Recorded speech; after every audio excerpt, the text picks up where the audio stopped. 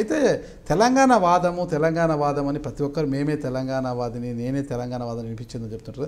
ముఖ్యంగా తెలంగాణ వాదానికి ఎక్కడ నాంది పడింది ఫస్ట్ అంటే మర్రి చెన్నారెడ్డి గారు అంటారు, అక్కడ పి ఇంద్రారెడ్డి గారు, వీళ్ళందరూ కూడా అప్పట్లోనే తెలంగాణ వాదంతో జెండాలు మోశారు కదా. అంటే కేసీఆర్ గారా తెలంగాణ వాదాన్ని భుజానికి ఎత్తుకుంది వారంటారా, లేకపోతే ఇతరులు అంటారా?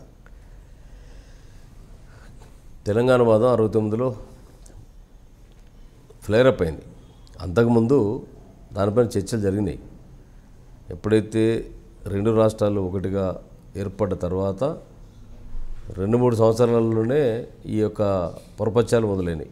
ఎందుకంటే ఆ రోజుల్లో ఉన్నటువంటి ఎడ్యుకేషన్ సిస్టమ్ నైజాం రూలింగ్లో ఉన్నటువంటి స్టేట్గా ఉండడం వల్ల ఎడ్యుకేషన్ సిస్టంలో మనకు అంత స్ట్రాంగ్ బేస్ లేకపోవడం వల్ల, గవర్నెన్స్లో ఆ రోజున ఎంప్లాయ్మెంట్ అవకాశాలు వచ్చినప్పుడు ఆ క్వాలిఫైడ్ పర్సన్ ఇక్కడ లేకపోవడం వల్ల, కంబైన్డ్ స్టేట్ కావడం వల్ల ఎక్కువ ఆ ప్రాంతంలో అప్పటికి బ్రిటిషర్ రూల్లో ఇన్ఫ్లుయెన్స్ ఉన్న వాళ్ళు కనుక అక్కడ చదువుకున్న వాళ్ళు ఉన్నారు.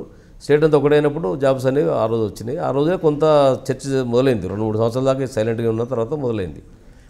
కానీ అది ఫ్లేరప్ అయింది 69లో. 71 వచ్చే వరకు ఉధృతమైంది. అది ఎన్నికలు వచ్చినప్పుడు కులమానంగా కనపడుతుంది. 69 మూమెంట్లో ఆ రోజున మేము 6th క్లాసులో ఉన్నా. 71 వచ్చే వరకు 8th 9th క్లాస్లో ఆ టైం లోపల ఎలక్షన్లు వచ్చినప్పుడు చెన్నారెడ్డి గారు దాన్ని హైజాక్ చేసి టీపీఎస్ అని పెట్టండి, తెలంగాణ ప్రజాసమితి. ఆయన ఉద్యమంలో ఉన్నాడు కాదు, అసలు ఉస్మానియా యూనివర్సిటీ నుంచి రియల్గా ఉద్యమం మొదలైంది. అక్కడి నుంచి వెళ్ళి చిట్టీలు పంపేవాళ్ళు ట్రైన్లకు. అప్పుడు కమ్యూనికేషన్ సిస్టమ్ లేదు, టెలిఫోన్ లేవు, సెల్ ఫోన్ లేవు. ఒక చిట్టి రైల్వే స్టేషన్లో వచ్చిందంటే ఆ చిట్టి చదువుకొని ఆ చిట్టి డిసిషన్ ఉస్మానియాలో ఏం జరిగితే ఆ డిసిషన్ ప్రకారంగా స్కూల్ బైకాట్ చేయడము, రైలు బంద్ పెట్టడము, గందరగోళం చేయడం. ఆ రోజున అంతా హైరార్కీ పోరాటం జరిగేది. ఆ రోజున పోలీసు కాల్పులతోటి చనిపోయిన 369 మంది. కానీ ఆ రోజున సూసైడల్గా జరిగిపోయిన సంఘటనలు ఆ రోజు లేవు. సో ఆ ఫ్లేరప్లోనే టీపీఎస్ 71లో ఎలక్షన్లలో వాళ్ళు 10 సీట్లు 10 ఎంపీ సీట్లు గెలిచిన సందర్భం వచ్చింది. సో ఆ తర్వాత తెలంగాణ వచ్చేస్తుంది అనుకుంటే ఇంకా రాకుండా అది విలీనం అయిపోయింది. ఆ తర్వాత కొంత కనుమరుగైంది. ఇంద్రారెడ్డి గారి పాత్ర ఏమంటారు తెలంగాణ ఉద్యమంలో?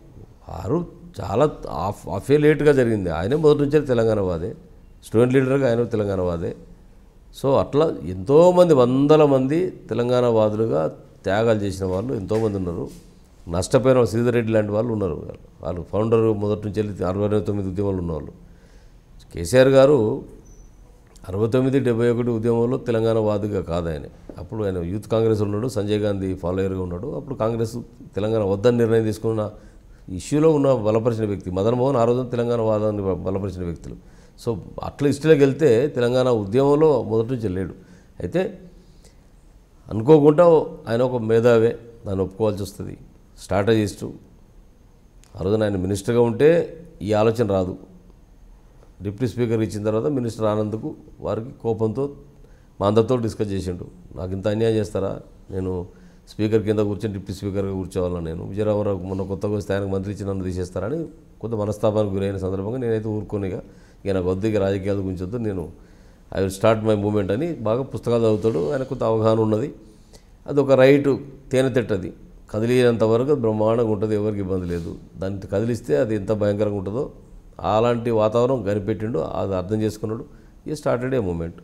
అది కూడా ఇవాళ జరిగిన సక్సెస్ బట్టి చూస్తే పొలిటికల్ కంపల్షన్లోనే సాధ్యమవుతుందనే ఒక నినాదం అన్నాడు ఆయన. ఉద్యమాలు ఎన్ని చేసినా పొలిటికల్ కంపల్షన్ కావాలి. హింసావాదం ఎంత జరిగినా ఆఖరికి అహింసావాదంతో మనం దేశ స్వాతంత్రం ఎట్లా వచ్చిందో ఇక్కడ కూడా వానికి విధిలేని పరిస్థితుల్లో పొలిటికల్ కంపల్షన్ క్రియేట్ అయితే తప్ప రాదు అనేది ఒక మాట నమ్ముకుని ఆ విధంగా కొంత లాంగ్ రన్లో అందరూ పనిచేయడానికి ఒక ప్లాట్ఫామ్ క్రియేట్ చేసి ఒక హోప్ క్రియేట్ అయితే చేసిండు. అంతవరకు మనం ఆ క్రెడిట్ ఇవ్వాల్సిందే. అందరి పాత్ర ఉంది, అందరూ ఉన్నాయి. ఆయన పాత్ర కూడా గణనీయంగా ఉందనే చెప్పాలి. అంటే లాటి దెబ్బలు తింటేనే బోర్ల పడి పడితేనే కాదు, వ్యూహాత్మకమైనటువంటి నిర్ణయాలు కూడా అందరినీ కదిలించగలిగేటువంటి వాతావరణం కూడా క్రియేట్ అయింది కదా ప్రతి రాజకీయ పార్టీ. ఆ విషయాన్ని మనం పక్కన పెడితే ఇప్పుడు అది లేదు. ఇప్పుడు ఉన్న పరిస్థితి. Please subscribe high dream media.